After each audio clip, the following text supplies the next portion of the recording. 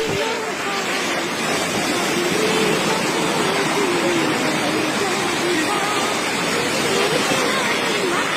আসসালামু আলাইকুম।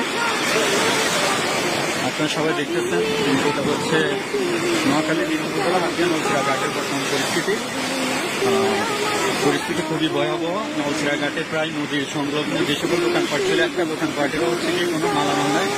সব মালামাল প্রায় হচ্ছে নদীর স্রোত, অতিরিক্ত স্রোতের কারণে ভেসে চলে গেছে এবং হচ্ছে দোকানের কোনো মালামাল, আলমারি, অনেকেরই হচ্ছে কিছু নাই।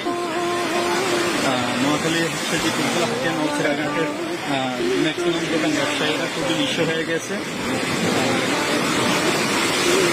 কি বড় বড় স্রোত আসতেছে, এখনো নদীর হচ্ছে কন্ডিশন খুবই খারাপ অবস্থা। আমি হচ্ছে কি যে জায়গায় দাঁড়িয়ে আছি এখানে হচ্ছে কি আমি নিজেই টিকতে পারতেছি না, কি পরিমাণ ঢেউগুলো আসতেছে।